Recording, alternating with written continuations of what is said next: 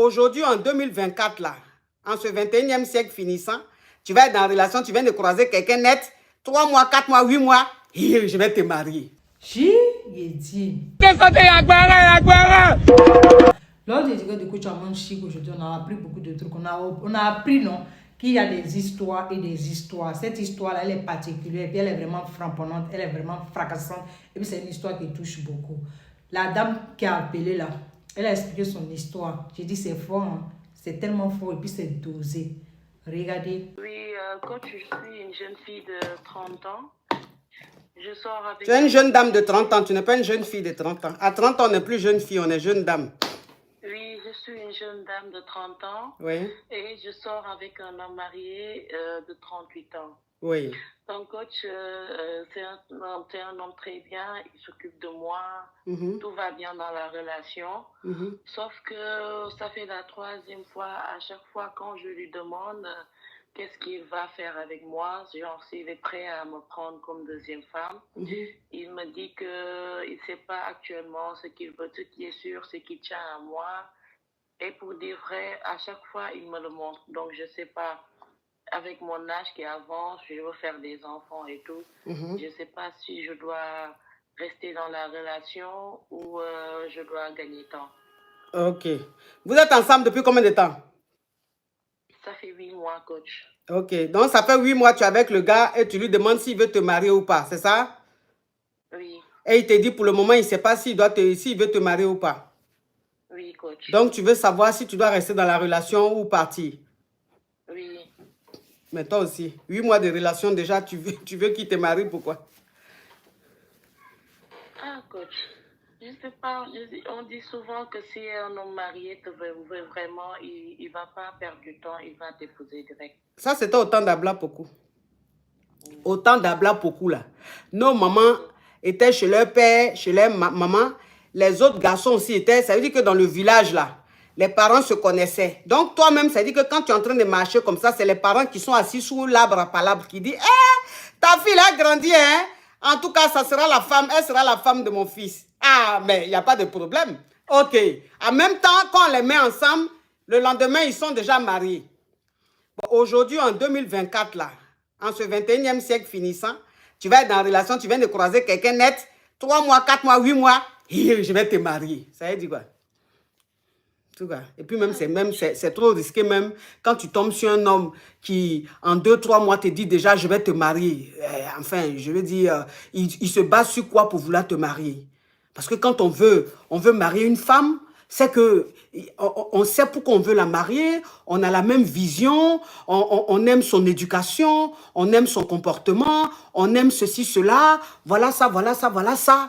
C'est sur ça un homme se base pour dire, c'est elle que je veux, c'est elle la femme de ma vie. Mais quelqu'un que tu connais, tu rencontres en 3 mois, qu'est-ce que tu connais sur la personne en 3 mois? En 4 mois, tu connais quoi sur la personne? Donc, en général, les gens qui se marient assez rapidement comme ça ne durent même pas. Ils se marient et même pas 1 an, ils sont déjà séparés. Même pas 4-6 mois, ils sont déjà divorcés parce qu'ils n'ont pas pris le temps de se connaître. Ils se sont mariés sur un coup de tête. Donc, le fait de dire, oui, un homme, s'il veut te marier, dès qu'il te rencontre, il sait, c'est vrai qu'il y a des cas exceptionnels. C'est-à-dire, il y a des gens qui se sont rencontrés, qui se sont mariés très tôt et aujourd'hui, qui vivent un mariage heureux. Mais il y a combien de pourcents? Il y a peut-être 1 ou 2%. Là, on parle de la généralité.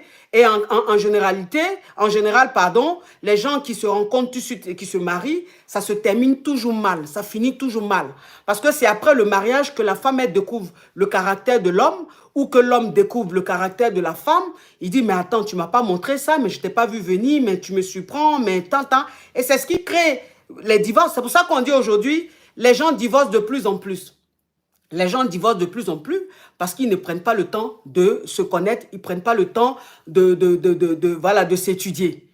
Voilà, donc tu ne peux pas être 8 mois avec quelqu'un dans la relation, tu es sur son dos, tu me maries quand? Tu veux me marier, tu me maries quand? Donc le fait qu'ils te disent, pour le moment, je ne sais pas, je ne me sens pas prêt à te marier, mais ça va peut-être venir, c'est une réponse que je trouve assez honnête et sincère.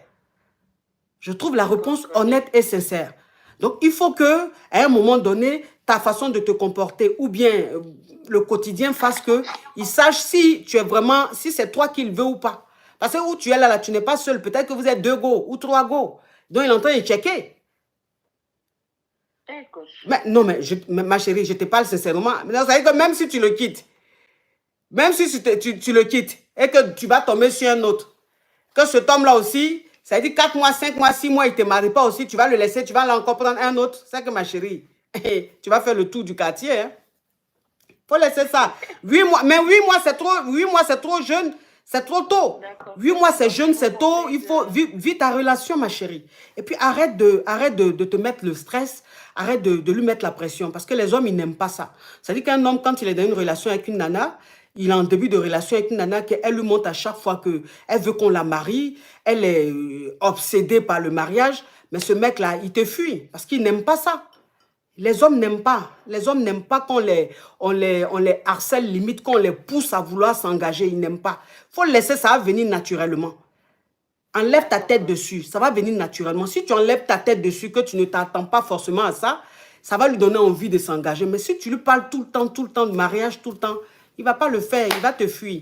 Tu comprends, ma chérie? Oui, merci, coach. Bisous. Vous n'êtes pas en train de faire concurrence de mariage avec quelqu'un.